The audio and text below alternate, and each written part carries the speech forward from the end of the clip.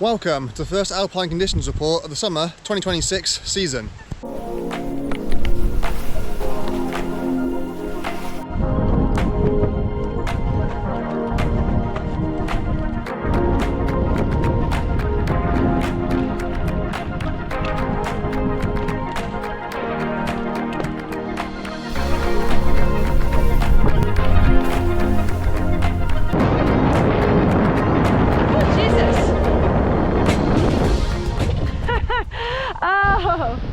That's right, in spite of the intro, these are now climbing and mountaineering conditions reports, not snow reports. But it's Chamonix, you can ski there year round, and as you can see, right now, there's still plenty to be going at. Now, the astute among you would have realised this isn't Chamonix. Indeed, it's not even France. I'm currently on the green grass of home for a few weeks, so I can't bring you any first-hand information from on the ground, but I've got a team of people feeding me information fairly constantly, one of which you'll be hearing from very shortly. But it's been a little while now since you last heard from me for my final winter snow report, and things have changed quite a lot on the ground, so I figured now it is officially summer, it was well overdue that I gave you a summer Alpine Conditions Report. After the really epic snows of mid-May, we did indeed get a heat wave. Freezing levels were consistently up above 4,000 meters for at least a week. Down in the lower valleys, temperatures were hitting 35 degrees. Up in Chamonix, okay, officially I don't think it broke 30, but my car was reading 32 degrees in the shade on a number of occasions, so it really was really warm. Obviously, that has changed conditions up on the mountain massively. There's been a huge amount of snow loss at mid-mountain, so it was finally starting to look and feel like summer in the Alps. Until this week, when yet again the snows returned. The temperatures plummeted by around about 20 degrees, and we saw snow line come right back down to around about 2,000 meters. Indeed, for a time I think it was snowing down to about 1,800 meters, with measurable accumulations at around about 2,200. So once again, mid-mountain was looking very white. Of course, at this time of year it never lasts, but without further ado, I'm going to hand over to Andrea to show you what conditions were like up in the mountains. We love an adventure! Woo! Chamonix ski bum asked us to report on the weather. He's in England and we're almost in Italy, can you tell?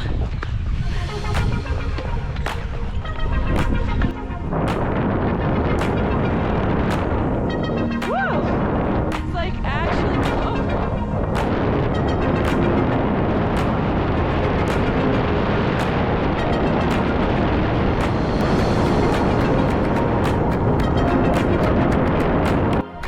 more shots of Saku. Yeah, if you look down there, you can see a giant serac fall that has happened on the Grand Plateau. Looks fresh from today. You can see the blue shading and gray. So as you can see, none of these steep lines are skiable anymore. Also, there's some snow now on the Pointe de la Chanelle, so mind for that. So we're making our way back up to the Midi, since can't ski the Vallée Blanche anymore. Yeah, feeling pretty good. A little bit tired. Haven't been at altitude in quite some time, and like 2 weeks. Not at this altitude. And Michal is a cardio legend, so trying to keep up with him is humbling and rewarding. One more of the Jurasuti because it's a cool line, and you can also see some avalanche paths. That one over there was there when we started the day, but looking pretty fresh. So things have been sliding, not as much as maybe I expected from the beginning of the day, how it was starting and how things were at the Midi, but there hasn't been that much traffic around these parts as there usually are, so I think that impacted it.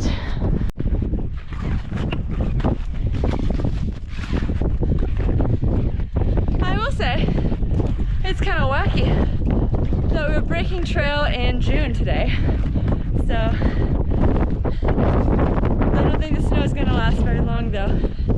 Hopefully it can help a little protect our glaciers from the blue ice showing and melting faster. You can see that people have made booters up there on the backside of Pointe de la Chanelle. as well as on the Chakul. Interesting.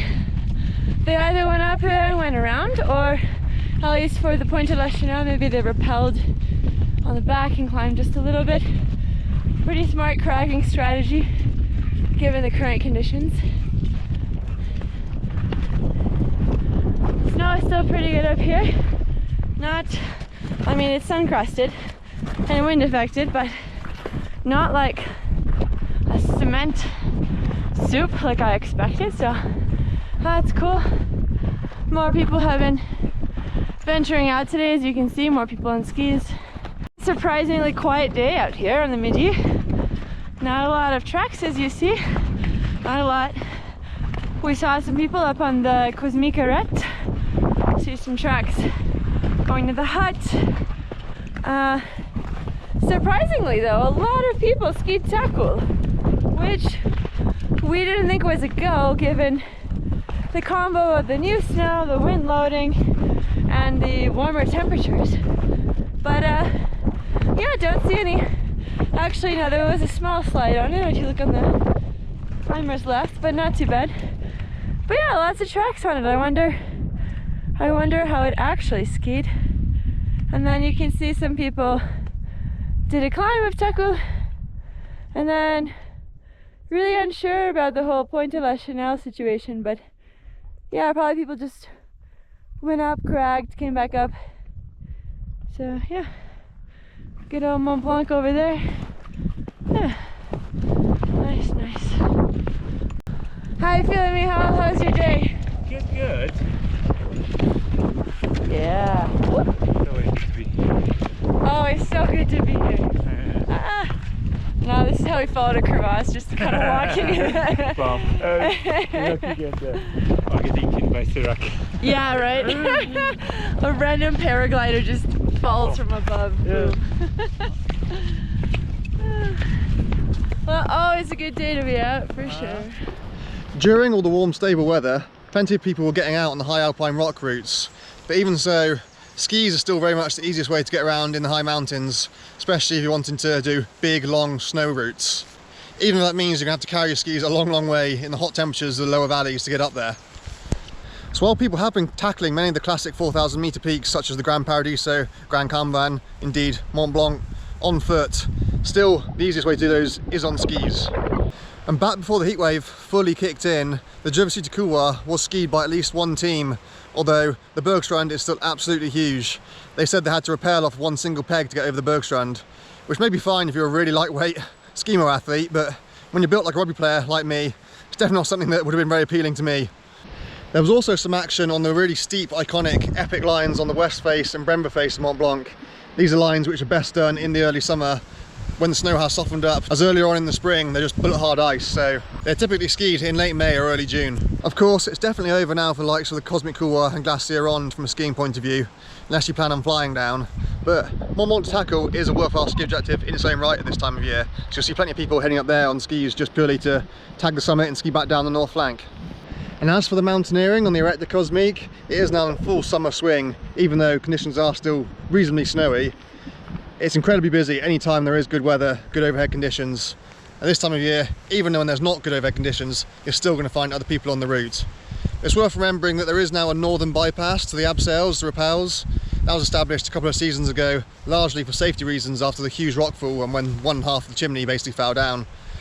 But it's also a useful thing to know to avoid the queues on the rappels, because otherwise on some days you can be stuck there for around 2 hours, so yeah. Definitely worth checking out the northern bypass when you get to the first rappel, as it might save you some time. Despite the fact that it is now officially summer, currently the only lifts which are open in the valley are the Aiguille du Midi and Montenvers.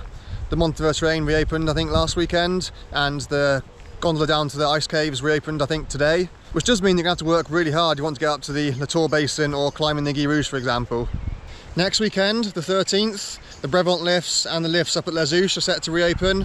Then the following weekend, the 20th, is when, in theory, everything in the valley, which is set to open in summer, should be open. So lifts at Flagère, lifts at Latour and Vallorcine, as well as also the lifts in Megève as well.